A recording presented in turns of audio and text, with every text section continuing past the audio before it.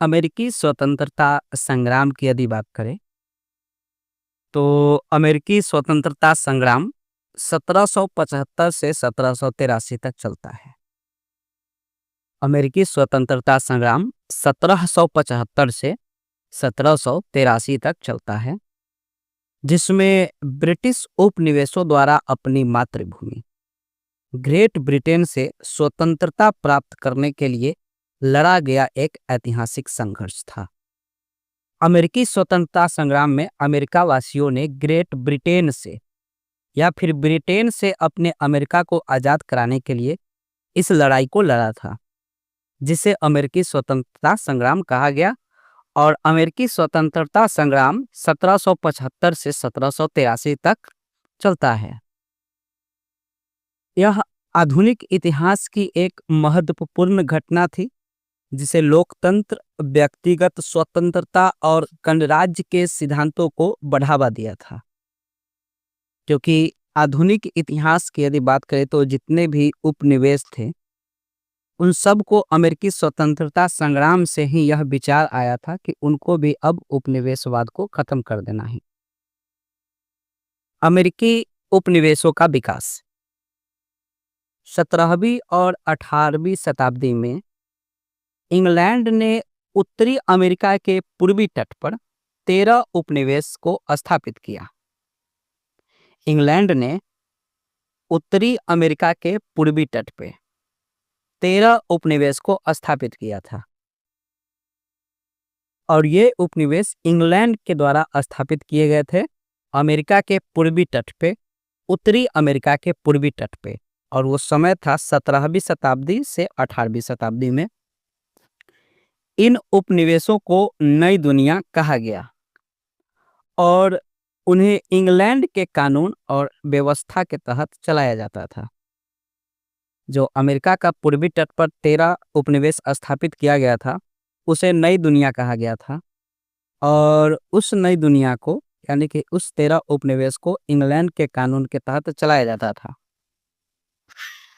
America के 13 उपनिवेश के कुछ नाम दिए गए हैं, जैसे new Hampshire, Massachusetts, Rhode Island, Connecticut, New York, new Jersey, Pennsylvania, Delaware, Maryland, Virginia, उत्तरी कैरोलिना, दक्षिणी कैरोलिना और जॉर्जिया इत्यादि ये अमेरिका के 13 उपनिवेश थे। स्वतंत्रता संग्राम होने के कारण कुछ नीचे निम्न दिए गए हैं, जैसे अमेरिकी स्वतंत्रता संग्राम विश्व इतिहास की एक महत्वपूर्ण घटना है। अमेरिका का जो स्वतंत्रता संग्राम है वो विश्व के इतिहास की एक बहुत ही महत्वपूर्ण घटना है, जिसके निम्नलिखित कारण है।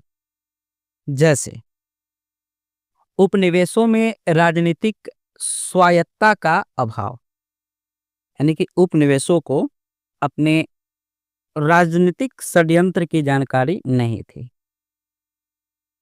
मध्यम वर्ग का उदय, भौगोलिक दूरी, धार्मिक एवं सामाजिक व्यवस्था में मतभेद, सप्तवर्षीय युद्ध का प्रभाव, प्रगति विरोधी आर्थिक नीति, लेखकों एवं प्रचारकों की भूमिका, जॉर्ज तृतीय की निरंकुश नीति, तत्कालिक कारण बोस्टन चाय पार्टी। यानी कि ये कुछ स्वतंत्रता संग्राम के महत्वपूर्ण घटना है जिनके कारण स्वतंत्रता संग्राम हुआ था। जैसे उपनिवेशों में राजनीतिक स्वायत्तता का अभाव, मध्यम वर्ग का उदय, भौगोलिक दूरी, धार्मिक एवं सामाजिक व्यवस्था में मतभेद, सप्तवर्षीय युद्ध का प्रभाव, प्रगति विरोधी आर्थिक नीति, लेखकों एवं प्रचारकों की भूमिका, जॉर्ज तृतीय जो शासक हुआ करता था ब्रिटेन का, उसकी निरंकुश नीति, और तत्कालिक कारण बोस्टन चाय पार्टी, जिस पर चाय के सभी पेटियों को फेंक दिया गया था, जो भी एक स्वतंत्रता संग्राम का मुख्य कारण बना था। नेक्स्ट पॉइंट है औपनिवेशिक शोषण और नियंत्रण। इंग्लैंड के शासक जॉर्ज तृतीय ने सत्ता संभालते ही अमेरिकी उपनिवेश के प्रति निरंकुश नीति अपनाई। निरंकुश नीति का मतलब हुआ कठोर शासन। सबसे पहले जॉर्ज तृतीय द्वारा लगाया जाता है नेविगेशन एक्ट, जो कि 1661 में लगाया गया था। जॉर्ज तृतीय द्वारा, जो कि इंग्लैंड का शासक था, उसके द्वारा नेविगेशन एक्ट लगाया गया 1651 में। इस कानून के तहत उपनिवेशों से विदेशी व्यापार के लिए केवल अंग्रेजी जहाज़ों का उपयोग किया जा सकता था। नेविगेशन एक्ट के तहत उपनिवेशों से विदेशी व्यापार के लिए केवल अंग्रेजी जहाज़ों का ही उपयोग किया जा सकता था, और केवल अंग्रेजी जहाज़ों का उपयोग किया जाना ही नेविगेशन एक्ट कहलाया, जो कि 1651 में लगाया गया। औद्योगिक अधिनियम 1699। औद्योगिक अधिनियम 1699 उपनिवेशों को ऊनी वस्त्रों के उत्पादन और निर्यात से प्रतिबंध कर दिया गया। ब्रिटेन के जो 13 उपनिवेश थे, उनको वस्त्र उत्पादन करने से मना कर दिया गया, और अब वो वस्त्र उत्पादन करके उसको बेच भी नहीं सकते थे। तो इस कानून को औद्योगिक अधिनियम कहा गया, जो कि 1699 में लगाया गया था, और ये सभी जो है अमेरिकी स्वतंत्रता संग्राम के प्रमुख कारण बनते जा रहे थे।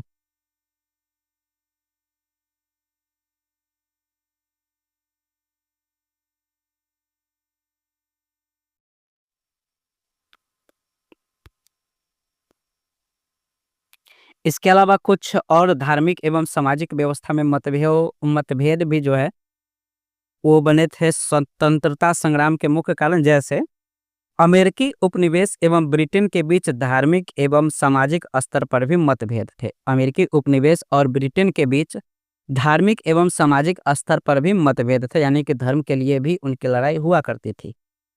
जहां से एक और ब्रिटिशवासी एंग्लिकन मत को मानते थे और चर्च के आधिपत्य में विश्वास करते थे, वहीं दूसरी ओर अमेरिकी जनता प्यूरिटन मतावलंबी थे, यानी कि वो चर्च में विश्वास नहीं करते थे।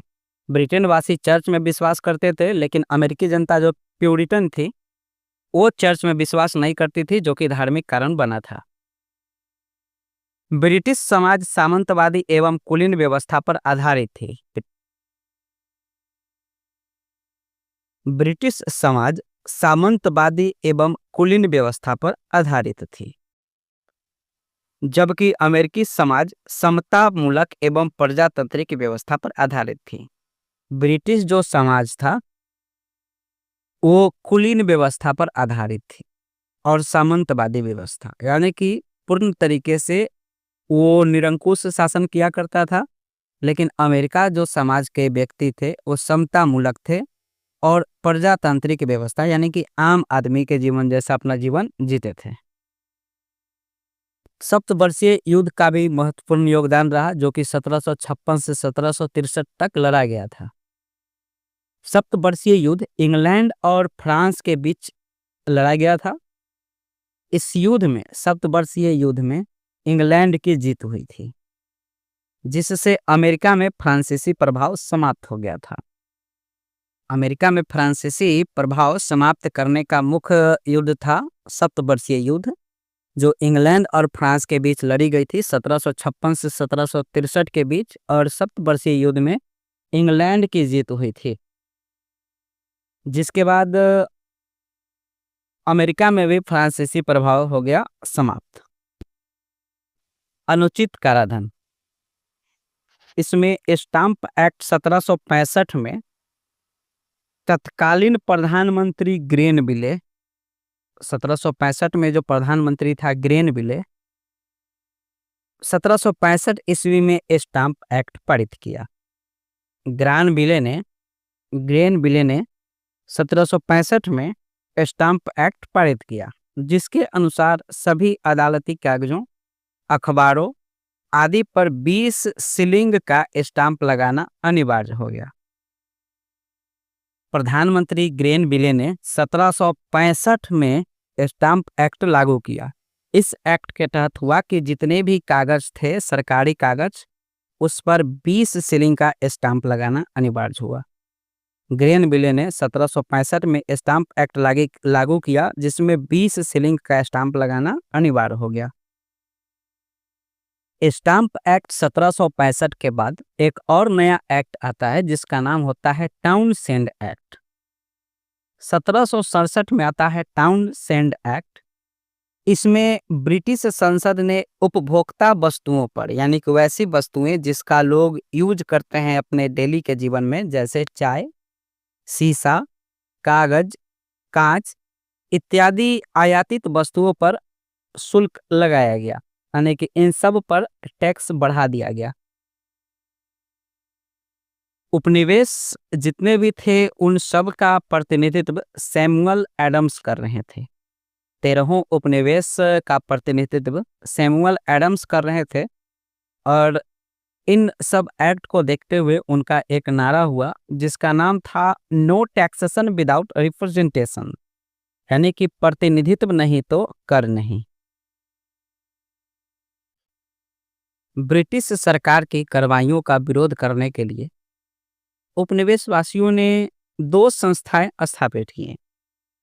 ब्रिटिश सरकार की जितने भी एक्ट लगे या फिर जो उनका निरंकुश शासन था, उपनिवेशवादियों ने क्या किया कि उसका विरोध करने के लिए 2 संस्था स्थापित किया।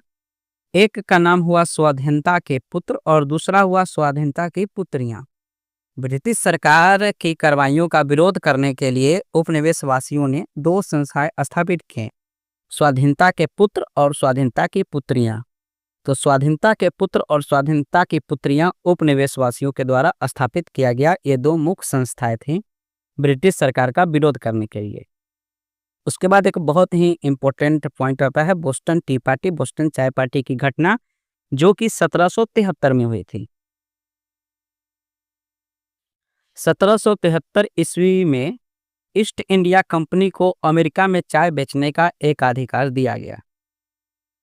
1773 में ईस्ट इंडिया कंपनी, जो कि भारत में शासन कर रही थी, जिसकी स्थापना भारत में 1600 ईस्वी में हुआ था, उसको अमेरिका में चाय बेचने का एक अधिकार प्राप्त हुआ। यानी कि एक अधिकार का तात्पर्य होता है कि सिर्फ वहां पे चाय ईस्ट इंडिया कंपनी ही बेच सकती थी, इसके अलावा कोई भी नहीं, जिससे उपनिवेशों के चाय व्यापारियों को नुकसान हुआ। तो सिर्फ ईस्ट इंडिया कंपनी ही चाय बेच सकती थी, तो वहां के जो उपनिवेश थे अब वो चाय में व्यापार नहीं कर सकते थे, क्योंकि उनको एक अधिकार दिया गया था ईस्ट इंडिया कंपनी को।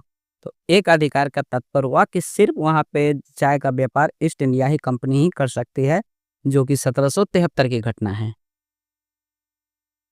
अब अमेरिकी उपनिवेश जो थे वो व्यापार नहीं कर सकते थे, तो विरोध में सैमुअल एडम्स के नेतृत्व में कुछ अमेरिकी नागरिकों ने क्या किया कि बोस्टन बंदरगाह पर ईस्ट इंडिया कंपनी के जहाज़ों से चाय की पेटियां समुद्र में फेंक दिए। यानी कि जब ईस्ट इंडिया कंपनी जब 1773 में अमेरिका के तट पे गई चाय को बेचने के लिए, तो वहाँ के स्थानीय लोगों ने, अमेरिकी लोगों ने उन सभी जहाज़ों से चाय की पेटियों को फेंकना आरंभ कर दिया।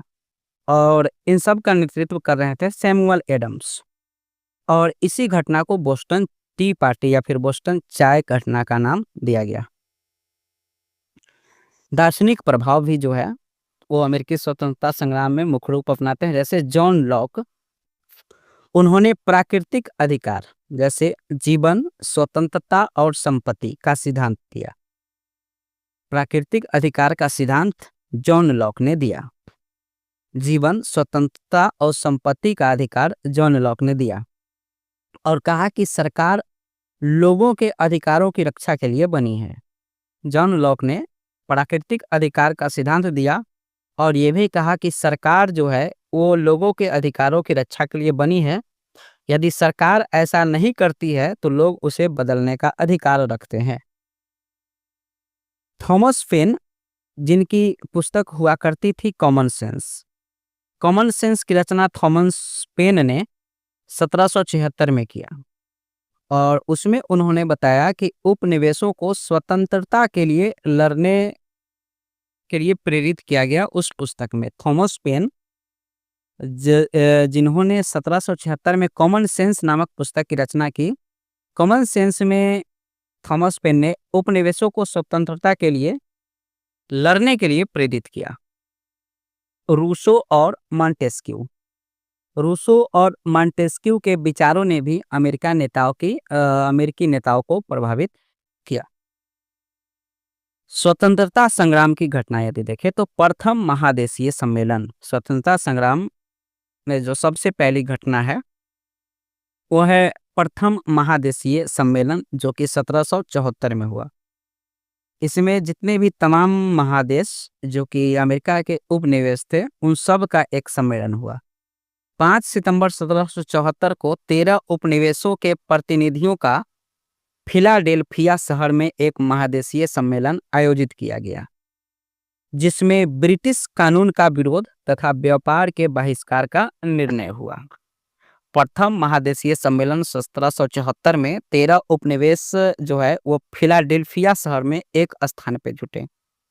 फिलाडेल्फिया शहर में 13 उपनिवेश जो थे एक शहर में जुटे और उसमें निर्णय लिया गया कि जो ब्रिटिश कानून है उसका विरोध किया जाए और उसके एकाधिकार वाले व्यापार का भी बहिष्कार किया जाए, जिसे प्रथम महादेशीय सम्मेलन कहा गया 5 सितंबर 1774 को। इसके बाद द्वितीय महादेशीय सम्मेलन है जो कि आता है 1776। प्रथम महादेशीय सम्मेलन 1774 फिलाडेल्फिया में होता है। उसके बाद द्वितीय महादेशीय सम्मेलन 1776 ये 4 जुलाई 1776 को यह भी फिलाडेल्फिया में भी आयोजित होता है। इसमें ब्रिटिश सरकार द्वारा मांगों को अस्वीकार करने के बाद उपनिवेश ने सैन्य कार्यवाही की तैयारी शुरू कर दी। यानी कि जो पहले महादेशीय सम्मेलन में उन्होंने कानून का विरोध और व्यापार का बहिष्कार किया था, तो इसको ब्रिटेन ने पूरे तरीके से नकार दिया था, जिस कारण से जो 13 उपनिवेश थे उन्होंने अपने सैन्य कार्यवाही यानी कि युद्ध करने की तैयारी शुरू कर दी थी। द्वितीय महादेशीय सम्मेलन में जॉर्ज वाशिंगटन को अमेरिकी सेना का कमांडर इन चीफ नियुक्त किया गया। यानी कि जब सैन्य कार्यवाही शुरू हो गई, जब सेना ने आक्रमण करने का प्लान बनाया, तो उसमें एक कमांडर इन चीफ नियुक्त किया गया सेना को संभालने के लिए, और वो थे जॉर्ज वाशिंगटन। तो सैन्य कार्यवाही 13 उपनिवेशों ने द्वितीय महासम्मेलन 1776 ईस्वी को प्रारंभ किया। स्वतंत्रता संग्राम की घोषणा 4 जुलाई 1776 को कर दी गई थी। यानी कि द्वितीय महादेशीय सम्मेलन के दौरान ही स्वतंत्रता की घोषणा कर दी गई थी। थॉमस जेफरसन द्वारा मसौदा तैयार किया गया। स्वतंत्रता की घोषणा का मसौदा थॉमस जेफरसन द्वारा तैयार किया गया। अमेरिका में प्रतिवर्ष 4 जुलाई को स्वतंत्रता दिवस मनाया जाता है, क्योंकि 4 जुलाई को ही स्वतंत्रता की घोषणा कर दी गई थी। अमेरिका ने खुद को स्वतंत्र घोषित कर दिया था। इसमें स्वतंत्रता, समानता और प्राकृतिक अधिकारों के सिद्धांत पर जोर दिया गया। यह घोषणा पत्र अमेरिका के स्वतंत्रता संग्राम का मूल आधार बना। युद्ध का घटनाक्रम। लेक्सिंगटन और कॉनकॉर्ड की लड़ाई 1775। 18 अप्रैल 1775 को लेक्सिंगटन और कॉनकॉर्ड की लड़ाई शुरू हो गई। सारागोटा की लड़ाई 1777 में शुरू हो गई, जिसमें अमेरिकी सेना की एक महत्वपूर्ण जीत हुई। सारागोटा की लड़ाई 1777 में अमेरिकी सेना की एक महत्वपूर्ण जीत हुई और इस युद्ध ने फ्रांस को अमेरिका का समर्थन करने के लिए प्रेरित किया। अब अमेरिका के इस युद्ध को जीतने के बाद, सारागोटा की लड़ाई के जीतने के बाद, फ्रांस ने भी अमेरिका का समर्थन किया। यॉर्कटाउन की घेराबंदी 1781। अमेरिकी और फ्रांसीसी सेनाओं ने ब्रिटिश सेना को घेर लिया। यानी कि सारागोटा की लड़ाई 1777 जीतने के बाद अब फ्रांस भी अमेरिका के साथ हो गया और यॉर्कटाउन की घेराबंदी कर दी। 1781 में अमेरिकी और फ्रांसीसी सेनाओं ने मिलकर ब्रिटिश सेना को घेर लिया, जिसके परिणाम स्वरूप ब्रिटिश सेना ने आत्मसमर्पण कर दिया। ब्रिटिश सेना अकेले पड़ गए थे अमेरिका और फ्रांस के सेना के सामने, तो ब्रिटिश सेना ने आत्मसमर्पण कर दिया, यानी कि खुद को हारा हुआ घोषित कर दिया। यह युद्ध का अंतिम बड़ा संघर्ष था। यानी कि अमेरिकी स्वतंत्रता संग्राम के युद्ध का सबसे अंतिम जो संघर्ष था वो था यॉर्कटाउन की घेराबंदी 1781, जिसमें फ्रांस और अमेरिका के सेनाओं ने मिलकर इस घेराबंदी को अंजाम दिया था और इसमें ब्रिटिश सेना ने क्या किया कि आत्मसमर्पण कर दिया। युद्ध की समाप्ति की ओर चलते हैं तो पेरिस की संधि 1783। अमेरिकी स्वतंत्रता संग्राम 3 फरवरी 1783 को पेरिस की संधि द्वारा समाप्त हुआ। अमेरिकी स्वतंत्रता संग्राम जो है वो अंत होता है 1783 में, 3 फरवरी 1783 में। और उस समय एक संधि होती है जिसके तहत यह समाप्त होता है। संधि का नाम होता है पेरिस की संधि। तथा 1787 ईस्वी में संविधान का निर्माण हुआ जो 1789 में लागू हुआ। अमेरिका का संविधान 1787 में बनता है। अमेरिका का संविधान 1787 में बनता है और अमेरिका का संविधान 1789 को लागू हो जाता है। 1787 में अमेरिका का संविधान बनता है, 1787 में अमेरिका का संविधान लागू हो जाता है।